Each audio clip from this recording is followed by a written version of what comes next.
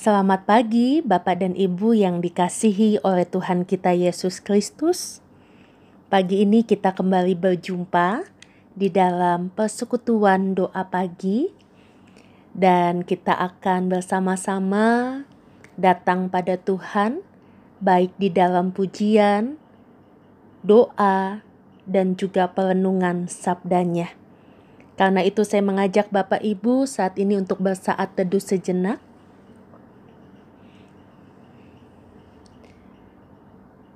Dan biarlah lewat lagu Taize yang pagi ini akan Bapak Ibu dengarkan, di situ membuat kita semua betul-betul mengalami pergumulan untuk selalu dekat dengan Tuhan di dalam doa.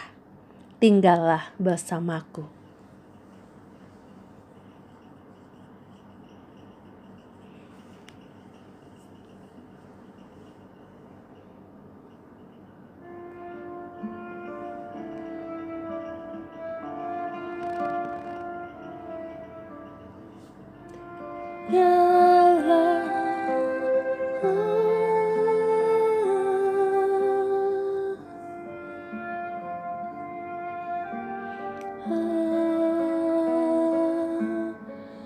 Tinggallah bersamaku, berjaga berdoa, berjaga berdoa. Tinggallah bersamaku, berjaga berdoa, berjaga berdoa. Tinggallah bersamaku, berjaga berdoa, berjaga berdoa.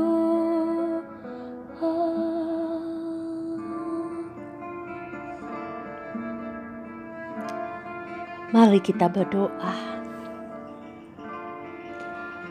Saat ini ya Tuhan, kami datang ke hadirat-Mu di dalam doa. Kami sungguh rindu untuk tinggal bersama dengan Tuhan, karena disitulah ada ketenangan. Disitulah kedamaian boleh kami rasakan, dan kami dimampukan untuk berjalan dengan langkah iman, karena Engkau beserta dengan kami. Terima kasih Bapa. Ketika di pagi ini kami diingatkan untuk mengawali hari yang baru bersama dengan Tuhan, di dalam doa dan juga perenungan sabda-Mu, kami percaya Tuhan akan memberkati setiap kami, sehingga lewat firman yang akan kami pergumulkan bersama-sama, disitulah kami boleh semakin serupa dengan Engkau. Karena Engkau menuntun setiap kami untuk menjadi pribadi yang lebih baik dan lebih baik lagi, sehingga nama Tuhan boleh selalu dipermuliakan. Inilah kami Bapa. Bentuklah kami sesuai dengan kehendak-Mu, sehingga kehidupan kami pun boleh memuliakan nama Tuhan. Dengan hadir saat ini bersama dengan-Mu, kami percaya kuasa Roh Kudus ada di dalam hati kami. Demi Kristus kami berdoa. Amin. Firman Tuhan pada pagi hari ini diambilkan dari kitab Yakobus. Yakobus pasal yang keempat, ayat pertama sampai ayat yang ketiga.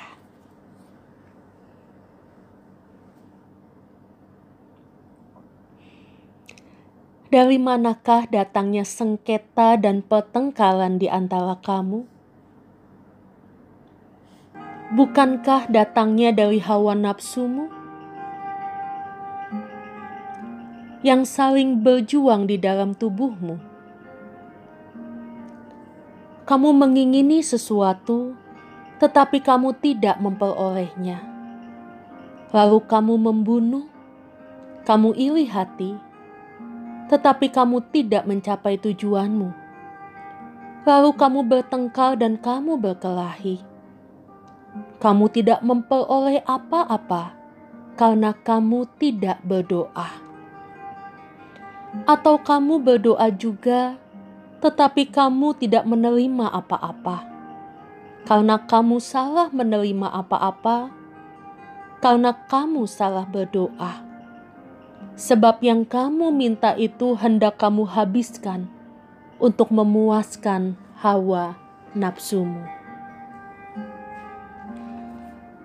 Bapak Ibu yang dikasihi Tuhan, Yakobus mengajarkan kita untuk merenungi apa yang sebetulnya menjadi pilihan kita.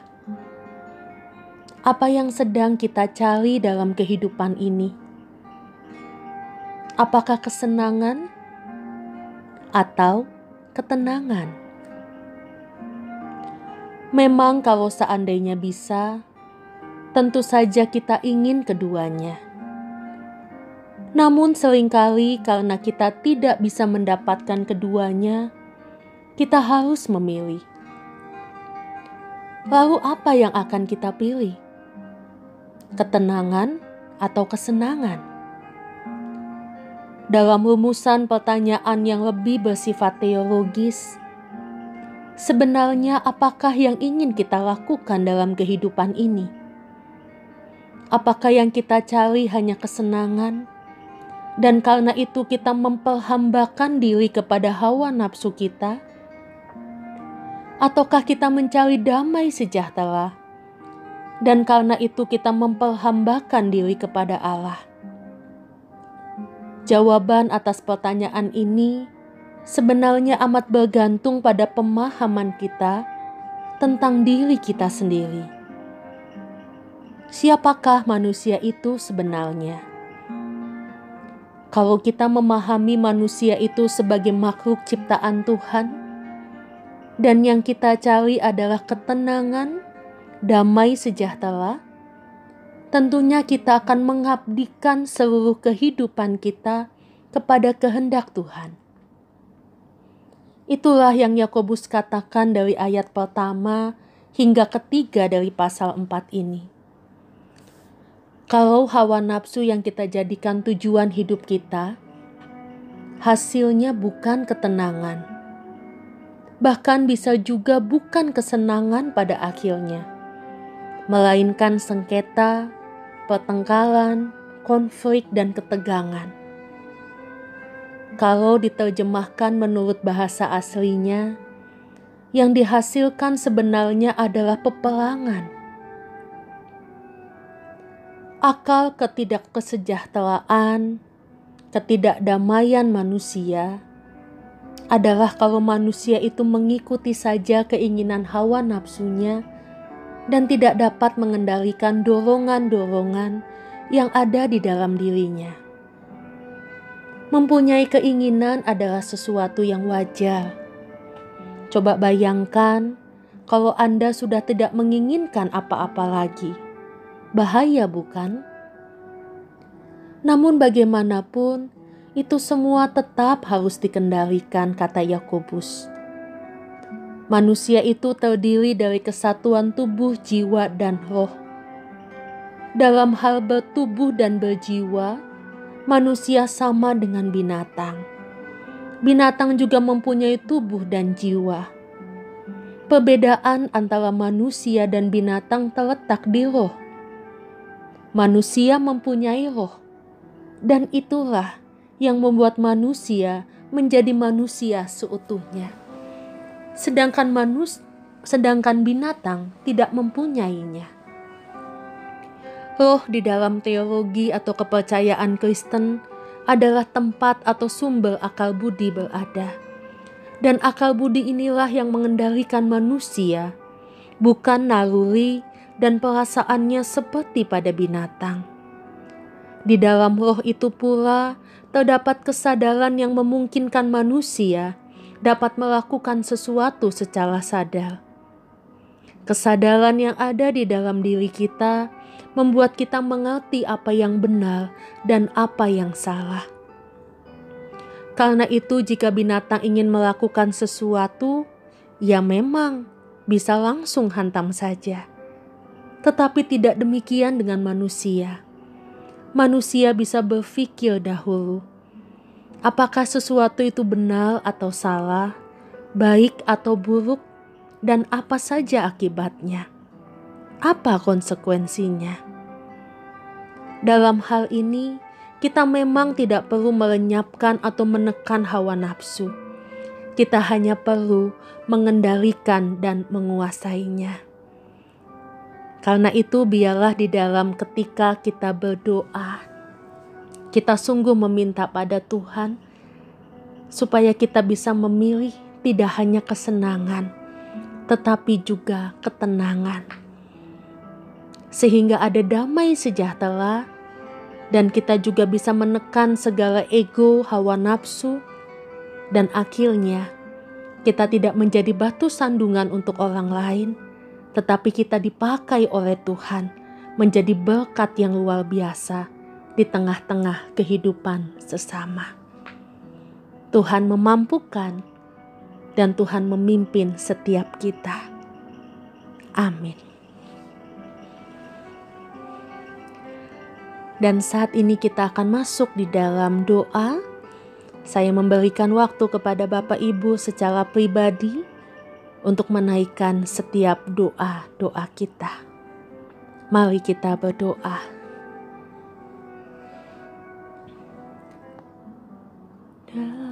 Datanglah ya Roh Kudus, nyalakan api cinta kasih-Mu.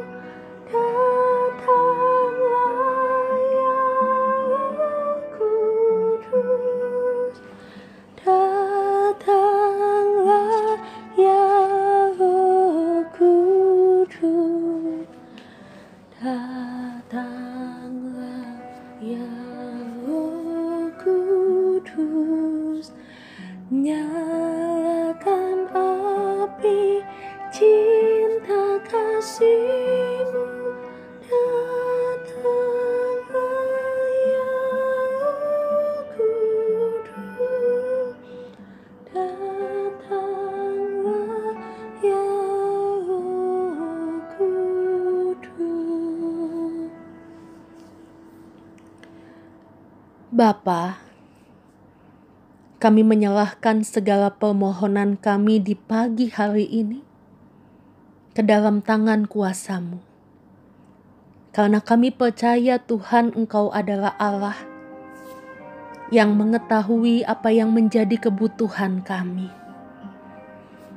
Ketika kami membawa persoalan kehidupan, biarlah kami sungguh dikuatkan.